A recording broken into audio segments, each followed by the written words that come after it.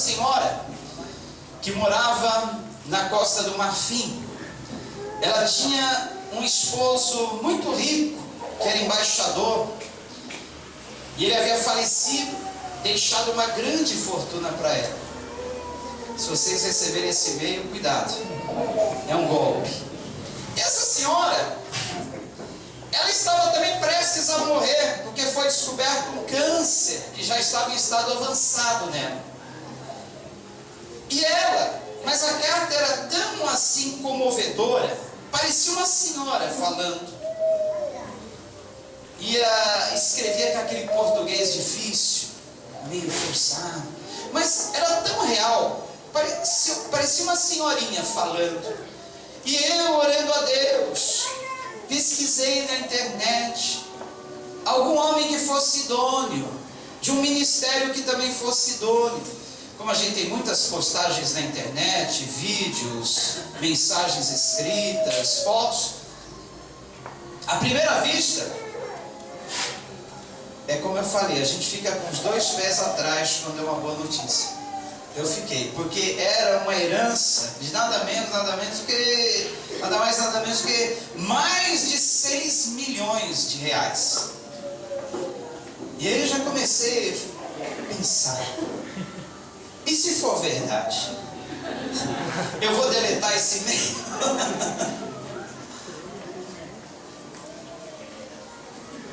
Né? Eu pensei, agora, deleto ou não deleto? Mando para a lixeira ou eu vou procurar saber? Falei, bom, se for mentira, o que eu tenho a perder?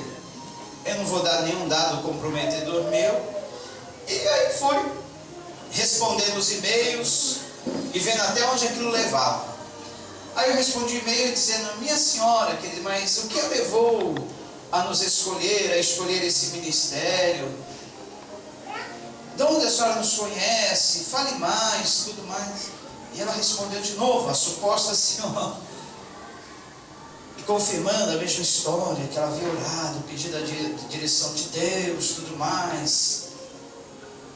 E agora, ela precisava que eu agisse com rapidez, porque ela não tinha muito tempo de vida.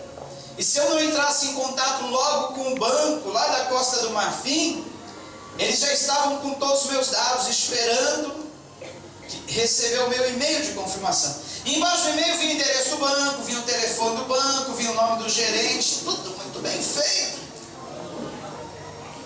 E eu falei, vou entrar em contato com esse banco, não vou nem mandar e-mail para ela, já tinha e-mail do banco, falei, vou entrar em contato com esse banco direto, para ver se eles confirmam essa história. Mandei agora e-mail para o banco, e o banco respondeu o e-mail, confirmando tudo. Uma carta, mas era uma carta, um e-mail perfeito. Uma redação comercial assim, eu já lidei muito com isso em trabalhos que eu fazia, redação comercial perfeita, nome do banco, gerente, telefone, endereço. E eu falei, olha, eu ainda agora eu já não estava com dois pés atrás, eu estava com um pé atrás e outro na frente. Eu estava assim, olha, parece que a minha coisa é verdadeira. E já estava vendo aquela grande propriedade sendo adquirida, aquele enorme templo construído assim, né? E olha, eu falei, olha, deve ser de Deus. Agora, já estava na fase final da negociação. A fase final seria eu enviar os números dos documentos, olha aí, ó, o número dos documentos que o banco estava pedindo. E eu fiz a última prova. Eu falei, ó Deus, agora estou nas tuas mãos. Se for mentira, revela-me. De alguma forma, revela. Para que eu não caia se for algum golpe. E o último e-mail recebido do banco, falando dos documentos que eu deveria apresentar para eles passarem para a conta da igreja os valores, ele foi datado, ele estava datado daquele dia, e com o horário, se eu não me engano, das 21 horas. Aí, Deus me deu a direção, falou, procure aí no mapa com os fusos horários que hora é esta em Costa do Marfim? E eu fui descobrir que o horário na Costa do Marfim era, se eu não me engano, 5 ou 6 horas adiantada. Se o e-mail que eles mandaram estava com o horário das 21 horas, aliás, o horário que eu recebi, às 21 horas, eles deveriam estar enviando de lá 5 horas depois. Calculei, daria madrugada. Eu pensei, bom, banco que eu saiba só trabalha de madrugada com compensação de cheques. Aí então eu descobri o engodo. Alguém estava mandando esse e-mail de madrugada. E um banco não manda e-mail de madrugada, ninguém trabalha mandando e-mail de madrugada.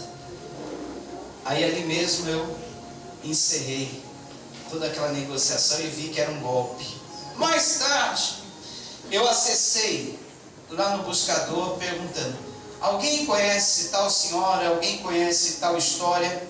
E lá tinha um monte de depoimentos de pessoas que caíram nesse golpe, dizendo: olha, não caia nessa. Eu enviei os meus dados, números de documento, e depois eles fizeram compras no meu nome, abriram crediários no nome, e assim eles pegaram muitas pessoas ávidas por essa riqueza. Bom, o que nós temos a aprender daí, queridos? Eu falava, nós somos rápidos em acreditar em más notícias, mas somos demorados a acreditar nas coisas boas, exatamente como eu fiquei. Os 2 pés atrás, de início, só depois de uns 3 ou 4 e-mails eu pus um pé na frente e outro atrás, porque é nossa tendência. Bom, queridos, então o povo trouxe da terra da promessa relatórios pessimistas, e somente Josué e Caleb trouxeram um relatório otimista. Dizem: olha, realmente os homens que tem naquela terra são grandes, gigantes, assim como os frutos. Mas tem uma coisa, povo: será que vocês não entenderam que se Deus está prometendo dá-los nas nossas mãos, Ele vai nos dar? Se Deus está prometendo nos dar essa terra, Ele nos dará. E mesmo assim, o povo murmurou e foi rebelde. Porque olha, essa é a intenção do inimigo: é fazer você desconfiar da bondade de Deus. Tudo nós reclamamos de Deus. Nunca está bom as coisas. Como eu falei há umas 3 semanas atrás, começo do mês, final do mês passado para esse, eu passei uns dias difíceis.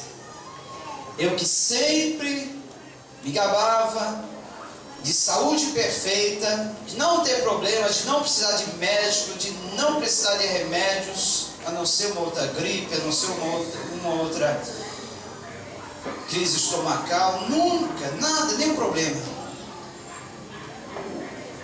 Aí, através do Weber, que está estudando enfermagem, descobri que a minha pressão estava altíssima e sem eu sentir nada. Mas só que depois que eu descobri, eu comecei a sentir. Teve um dia que eu quase desmaiei. Eu já estava sentindo coisas, olha, que parecia ser a morte. Falei: pronto, acabou minha vida. Agora vai ser remédio, tratamento, médico, hospital. E quase que eu ia me entregando a isso, só por causa de um relatório médico. O médico falou: olha, você está com pressão alta, confirmou.